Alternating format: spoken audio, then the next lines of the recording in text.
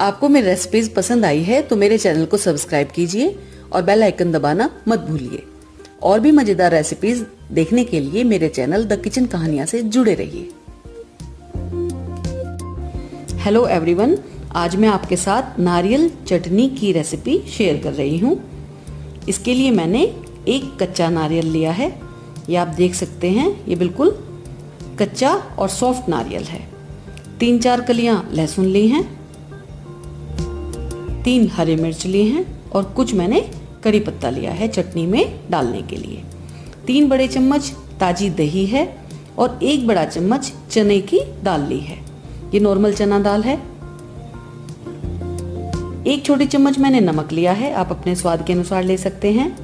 1 छोटी चम्मच राई, चुटकी भर हींग, कुछ कड़ी पत्ते और 1 मैंने सूखी लाल मिर्च ली है। ये छोंक के लिए सामान है। सबसे पहले हम चने की दाल को रोस्ट करेंगे। इसके लिए मैंने तवा रखा है गरम होने के लिए। जिस तरह से हम जीरा को भूनते हैं, इस तरह हम गरम तवे के ऊपर दाल को डालेंगे और लगातार चलाते हुए इसको हम सूखा रोस्ट कर लेंगे। क्योंकि चटनी में हम हल्की सी भुनी हुई दाल डालेंगे तो इसका टेस्ट बहुत अच्छा आता है। ये देखिए, दाल को हमने हल्का सा भून लिया है। इसको हम तवे से उतार लेंगे और इसमें हम थोड़ा सा पानी यानी 1 चम्मच करीब पानी डालकर इसको रख देंगे। इससे दाल ठंडी भी हो जाएगी और थोड़ा सॉफ्ट भी हो जाएगी। अब हम नारियल को लेंगे और इसका जो ऊपर वाला हिस्सा है यानी इसका जो ये छिलका होता है, सॉफ्ट है ये, इसको हम छील कर उतार देंगे। वैसे आप इसके सहित भी चटनी बना सकते हैं, लेकिन उसमें फिर वो वाइट कलर नहीं आता है। इसके लिए हम इसको छील लेंगे और छोटे छोटे टुकड़ों में करके मिक्सर के अंदर डाल लेंगे, जिससे नारियल आसानी से पिस जाए। साथ ही हम इसमें हरी मिर्च डाल देंगे और मैंने लहसुन लिया है, उसको भी डाल देंगे। अगर आप लहसुन नहीं खाना पसंद करते हैं तो आप इसको स्किप कर सकते हैं। साथ ही इसमें हम कुछ करी पत्ता डालेंगे चटनी में अंदर पीसने के लिए। और ये जो हमने दाल को भून कर रखा है उसको हम पानी के सहित इसके अंदर डाल देंगे। नमक ऐड करेंगे और अब इसको हम एक बार पीस लेंगे। ये देखिए, इस तरह से हमने इसको पीस लिया है। अभी ये बढ़िया फाइनली एक जो स्मूथ पेस्ट होता है वो नहीं बना है। अब इसमें हम डालेंगे ताज़ा दही।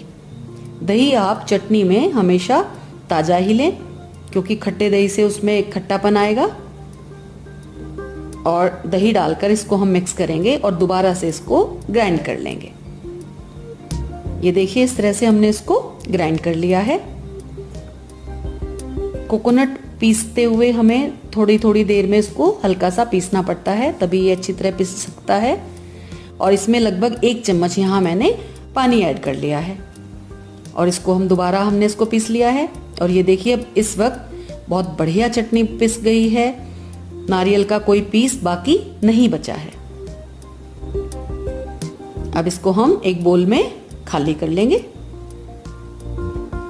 और अब इसको छोंकने के लिए हम इसका बघार बनाना शुरू करेंगे। इसके लिए 1 चम्मच हम कुकिंग ऑयल लेंगे, गरम करेंगे और गरम होने के बाद उसमें हम पहले लाल मिर्च डालेंगे, जो हमने सूखी लाल मिर्च ली है। हींग डाल देंगे और राई के दाने डाल देंगे। राई के दाने थोड़े छोटे होते हैं। कड़ी पत्ता भी डाल देंगे और गरम होने पर हम गैस बंद कर देंगे। आप इसकी जगह सरसों के दाने भी यूज कर सकते हैं। और ये छोंक तैयार हो गया है। इसको हम डायरेक्ट चटनी के ऊपर डाल देंगे और ये लीजिए, बढ़िया नारियल चटनी तैयार हो गई है। इसको आप किसी भी साउथ इंडियन डिश के साथ एंजॉय कर सकते हैं। इडली, डोसा, किसी के साथ आप इसको खा सकते हैं। और इसको आप चाहें तो पराठा या रोटी के साथ भी ट्राई करें, बहुत बढ़िया इसका टेस्ट लगेगा। नारियल चटनी तैयार है।